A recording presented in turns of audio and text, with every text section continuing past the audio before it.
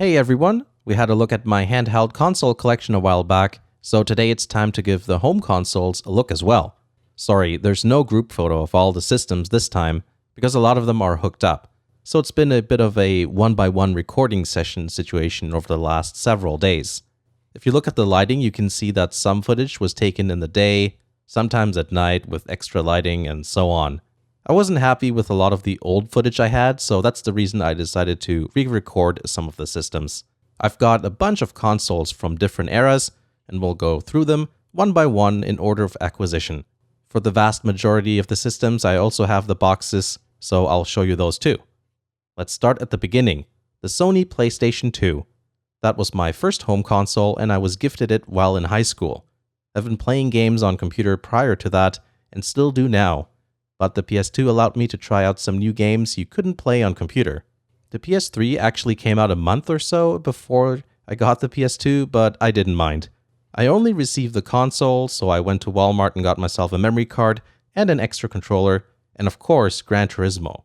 Gran Turismo 4, that is. I've always loved cars and racing, so I had to get that. Here's a funny thing about marketing. You know, collectors usually don't want the greatest hits versions of games. Well, for those not in the know, the red label acts like a sort of quality seal. It gives the buyer some confidence that the game's going to be good, and it worked on me. I played so much Gran Turismo. I like that there were so many variations of very specific Japanese cars, because I didn't know much about them back then. I also started watching Best Motoring and Hot Version at the time, so it was cool to be able to drive on Tsukuba Circuit and Fuji Speedway with many of the cars they were featuring. If I remember correctly, the Mainz R34 Skyline GTR was in this game too. Too bad there's no Ebisu circuit. I learned the general layout of the Nordschleife because of the game too. There's also other circuits in the game that are not replicas of real ones, like for example the highways in Japan at night, which give off a vibe that's similar to a mixture of, the whole Kanjo racer scene, as well as the whole Midnight Club thing. I love that sort of thing. A few years later, when I became a college student, just as PS2 games were getting really cheap, I decided to give anime games a go. I wasn't into anime at that point in my life, but one day I saw a game called Disgaea on a best PS2 games list, and it made me curious. I really liked the idea of this chess on steroids kind of gameplay. So what I did is I downloaded a ROM of it first and played it on an emulator to see if I'd like it. And I did, so after only a few minutes of gameplay, I immediately bought a copy off of Amazon. While I waited for the game to arrive, I watched the Disgaea anime, and that's when I started watching anime as well. I also played a lot of Battlefield 2 multiplayer. Since I wasn't used to controllers back then, I was so bad and it took me quite a while to get even somewhat competent. Also, can someone explain why it was always backstab? I hardly even remember any of the other maps. Unfortunately, I don't have the box anymore for the PS2. The only thing that's left is the console, the manual, and the stuff related to the internet connectivity. Only a month after getting Disgaea for the PS2, and only a few weeks after getting my first DS, I figured it's time to get into playing Zelda games. I've played my friends' Nintendo consoles and games, and now I wanted one myself. So I went on the EB Games website and bought a black refurbished Gamecube, which came with an incredibly god-awful third-party controller. I bought a few Gamecubes over the years, and the one I'm left with now is an early purple model with all the expansion ports and a Game Boy player attached to it. I also have a number of proper controllers now. I do have the box, but the internal structure was thrown out before I got it. Unfortunately, Super Mario Sunshine and the memory card were not included when I got the system, but I did know that it didn't include them, but I guess they're floating out there somewhere now. I really like the GameCube. It's one of my favorite consoles. Controller feels so good in my hand, even though the D-pad isn't that great, and the face buttons are a bit squishy. I like the console's design too. The small discs also look pretty cool. The game cases are hella chunky and sturdy, and the manuals, at least from Nintendo, are nice and colorful. The Game Boy Player add-on is really nice to have. The GameCube, together with the Game Boy Player, plays the most Zelda games out of every Nintendo console. 13 games. I did a video about that. I think the Wii U came in second, just with one less game. Not bad considering that the Wii, Wii U, and Switch have been released since. There's a lot of GameCube games I haven't played yet since I usually only played Zelda, so there's more for me to explore here. Next up, it's the PS3. It's almost exactly 9 years ago I bought a PlayStation 3 Slim. It was September 20th, 2010. It's the first non-used console I bought. I got the console and an extra controller, but I remember very well how I did not buy a game with it first. I brought it home and set it all up, and I downloaded a bunch of demos. NHL 11 was the first one I played. EA stopped releasing NHL games for the PC a few years ago at the time, and that was one of the reasons I wanted a PS3. But one of the reasons I chose a PS3 over a 360 is because I wanted to play anime games.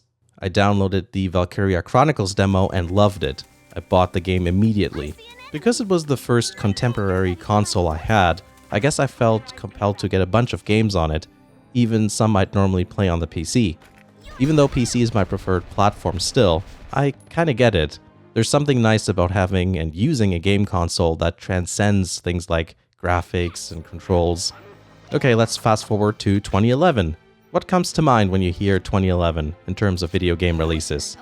The Elder Scrolls V Skyrim, the successor to Oblivion, The Witcher 2, the disappointment that is Dragon Age 2, or maybe the first non-beta release of Minecraft? Perhaps. But the thing that changed everything was the release of Hyperdimension Neptunia, my first limited edition. People call it a premium edition, but whatever. It's got the same box as every other limited edition released by Nisa at the time. Who would have thought that this game would spawn a series with so many games, and that a huge part of this channel would have videos dedicated to it? In my mind, I was buying something that'll never go anywhere, and I like the idea of owning an obscure game with an out-there concept. Thankfully, I still own the console's box. I'm so used to seeing blue as the main color for PlayStation branding, so the red looks a little unusual. I guess it's because super slim models were later sold in blue boxes. The PS3 is really interesting because of how many times Sony changed the branding, especially on the games themselves. First they had this vertical stripe with the Spider-Man font. The second and most well-known look changed that to a horizontal stripe at the top, and the logo changed to the same design we see on the PS4 now. There was another revision where the stripe changed to blue to match the PS4 brand identity. I actually don't have a game with that blue stripe, so I guess one day I'll buy one just so I have one in my collection. Out of all home consoles, the PS3 is the one I own the most games for. That's one thing I miss about modern PC gaming. Other than a few exceptions, it's all digital. I like having all these games to look back on.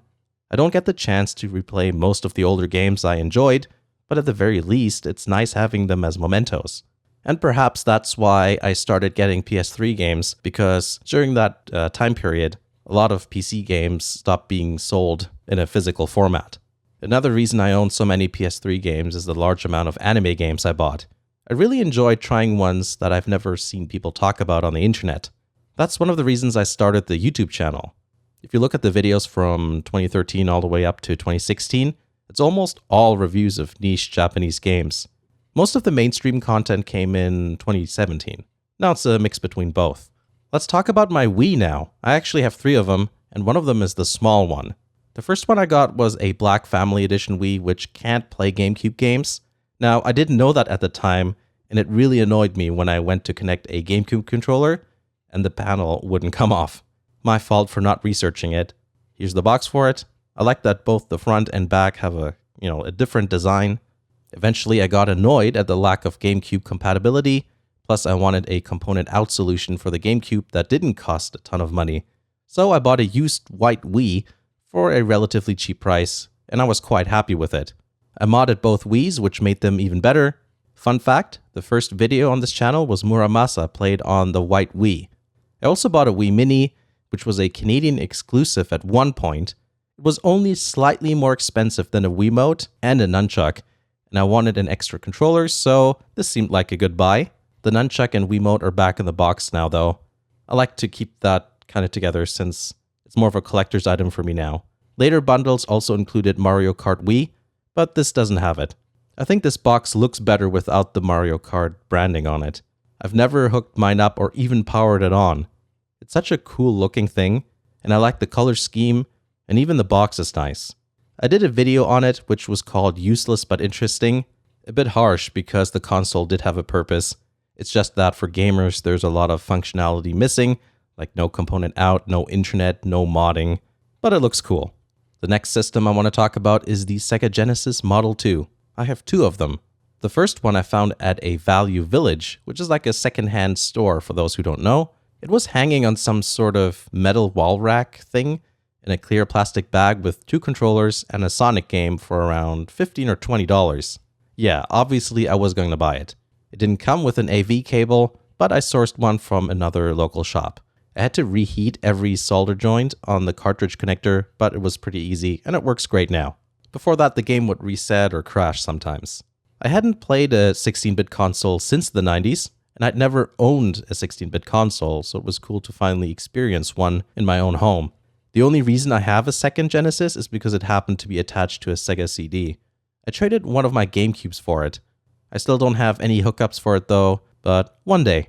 But that wasn't enough to scratch the 16-bit itch. Some of my earliest gaming memories were of a Super Nintendo, so I've always wanted to own one. The problem was that SNESs were quite expensive. Plus, they looked like this. I grew up in Germany, so I wanted something that looked like this for maximum nostalgia. Except I wanted to connect it to an NTSC TV. What's the solution? Go for Super Famicom. It outputs an NTSC signal, doesn't injure my eyeballs, and it's cheap. I bought this complete-in-box model on eBay for just $50. The controllers are in ridiculously good condition. The only problem was that the AC adapter had a wonky connector, so I had to replace that. I also enjoyed the different-looking branding. As you can imagine, non-yellowed Super Nintendos and Super Famicoms go for higher prices, so I went with a slightly yellowed one. I don't mind it at all since it shows its age, a bit like faded paint on an older car. For the games, I bought both the North American and Japanese versions of the games and just swapped out the circuit boards so that way they fit into the system. Japanese games are so cheap in comparison, so I didn't mind doing that. Plus, I didn't want to mutilate the slot into some, boxy shape just so I can shove one of these in there. Some of my earliest memories of Super Nintendos was playing them in stores. You know, those kiosk things? I remember trying to play A Link to the Past, but I couldn't read the dialogue because I was so young. Even just hearing Super Nintendo sounds, like Mario jumping in Super Mario World, or the way the music sounds on the system brings back instant nostalgia. We keep going more old school. Next up is the Atari 2600 Junior. I bought this thing at a pawn shop for $50. It's always $50 for some reason. That included the system, a couple of joysticks and paddle controllers, and around a dozen or so games. Pretty good. Everything works after a bit of cleaning. It's quite the experience. It does give me a bit of nostalgia since the first computer I was allowed to play around with at home was an Amstrad Cpc 6128. The Atari was a bit more primitive in its graphics and sound, but that's the charm. And a lot of the games I played were like, ports of games that were also on the Atari as well. Or at least a lot of times the gameplay was similar, like you couldn't save, and sometimes they were more arcade style, right? By the way, Combat is one of the best multiplayer games ever. It's a lot of fun to play with other people. And suddenly we're back in the 21st century. It's the Xbox 360S. This is the model that doesn't red ring all the time, and it also has touch buttons, which I keep pressing by accident because I'm an idiot. I remember accidentally hitting the eject button on a Display 360 at an EB Games. It was sitting in one of those portable cases with a screen built in. I was a bit embarrassed when all the employees looked at me. There's a few reasons I wanted an Xbox 360. First, I like the idea of owning one. There's something nice about them that I've always enjoyed when using friends' consoles. Forza Motorsports was something I was keen on trying too, along with a few exclusives like Fable 2. And I like the idea of owning every 7th gen home console. I played a lot of Forza 4 on it as well as Skyrim. Even though I was already playing the PC version of Skyrim, I like to play it on the Xbox as well. I like to play Elder Scrolls games with a lot of mods, so the 360 version was a convenient way for me to do a vanilla playthrough at the same time. I also played some DOA games on it because that's what you do. Too bad DOA Extreme 2 makes the system run so loud. The disc is always spinning and making a giant racket. It's awful. I also own another Xbox 360 that a friend owned. It overheats all the time and now I just have it because I don't have one of these, so yeah. One more for the collection. This is the very first Xbox, which I still call the Xbox One. I called it that before Microsoft named their third system incorrectly. I bought it off a friend. I've got a lot to say about it, but I've not used it really all that much since I bought it, so we'll get back to the system one day. Okay, now we finally reached the current gen of consoles. It's the PS4, yay! This is the first console I bought at launch. My channel was not even a year old at this point, and I filmed the unboxing on the floor of my room. But it turned out so bad because of the lighting that I never did anything with the footage. I think I still have the files for some reason. The PlayStation 4 isn't something I use as much as the PS3 in the past. There's a few reasons. One of them being that I put together a new computer a year before that runs every game better than the PS4. That's what I'm using right now, actually. In 2015, I added more RAM and put in a GTX 970, so it's been good and will be good for the next few years for me. It's not that I don't use my PS4, but it's usually only used for FIFA or NHL games, and a few things here and there that are exclusive. That being said, I do have a lot of games for this console. Since I like limited editions, I have lots of Neptunia, Senran Kagura, and Disgaea games, just to name a few examples. But because I have this YouTube channel, I can often get Steam and Switch codes for reviews, so I end up playing games on PC, even though I usually buy the PS4 limited editions. Since it's a console I bought new, I own the box, of course. This is the first time I've experienced this box-in-a-box phenomenon. I get it if the outside box has different marketing on it. Often it makes sense to make a large batch of consoles and just have sleeves to promote something that's going on at the time. But it's the same design, so I don't get it. I guess it's like a protective sleeve. Thank you, Sacrificial Layer. And I'm pretty sure the color is named after the sound the PS4 makes if you play certain games that really tax the system. One of my favorite Nintendo consoles I have is the Wii U. Not only did I spend a lot of time playing Mario Kart 8, I also enjoyed the HD versions of Wind Waker and Twilight Princess. For me, it's one of the best parts about the system. I got the system a few years after the release, in 2014 to be exact. I bought it to celebrate a new job I had at the time. I don't really have that many stories or anecdotes about the system. I usually played Mario Kart a few times a week for several years, and I also played Zelda games. Recently, I got a copy of the first Splatoon game, so I played that too. I did a bit of multiplayer, and I went through the story mode. It's still being used relatively often. The Nintendo Switch is the next console I got. I didn't get it right away at launch. I waited a few months. Got the version with the blue and red Joy-Con because I thought it looked more fun than the gray version. It's such a recent console, so I don't really know what to say about it. We all know what it is. If you follow the channel, you probably have seen it, and also the footage recorded off of it several times. This was the first system I bought after the YouTube thing actually started to take off. For the first time, I wasn't talking to tens or hundreds of people, but thousands, which is pretty crazy.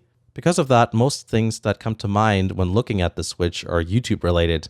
The first video I made about it caused a bunch of companies to email me about their Switch accessories. I did make a Switch accessories video, but that was with stuff I bought for myself with my own money. The best part about those emails was that it was clear that many of them didn't even take a look at the channel. A lot of times I was referred to as a Nintendo or Nintendo Switch influencer. Apparently they didn't see my Japanese game videos and reviews. Not to mention, I talk about every console I can, basically. Also, I really dislike the word influencer. It's one of those words that companies like to use, to stroke the ego of content creators and make them feel all important. Recently, I got a new email with a new term I've not seen before, which is key opinion leader. Yeah, I think these companies need to tone down the ass kissing. Now we're up to the latest console I bought, the Xbox One S. Looks a bit like a Neptunia edition system, but it's actually a Fortnite thing. I have no idea what this thing on the box is supposed to be, but I guess it's related to the game. I really like the look of the system. And a bit like with the 7th gen consoles, I also wanted every 8th gen console as well. I also took advantage of the Game Pass upgrade they had during E3, where, you just needed to pay $1 to upgrade a gold subscription to the Game Pass thing. So now I have a bunch of games I can download and play. It's the only console I haven't bought a game for yet. I'll have to rectify that. When the Game Pass thing runs out in a few years, I'll buy a bunch of games for cheap, I guess. I'm sure the future Xbox will be out by then. I've only had the Xbox One for a few months, so I don't have much to say. And that's my console collection. I did omit the SNES Classic and PlayStation Classic. Technically, they are consoles, but I don't think that's quite in the spirit of the video, because they fit into the category of their original system. But I guess I can just show you them now, so there you go. Judging from the length of the script, it's going to be one of those 20-ish minutes videos again. There's been a few of those lately, which is fine. I hope you enjoyed taking a look at the consoles. The great thing is that consoles can serve as a sort of memento for memories and experiences. So if you have anything you'd like to share, please comment below. It's always interesting reading about people's memories and, cool experiences. Thank you to all the Patreon supporters who make these videos possible. Check the links in the description for other places you can find me at on the internet. There's a merch store too if you want to get a shirt or something and support the channel at the same time. Thanks for watching, and I'll see you again in the next video.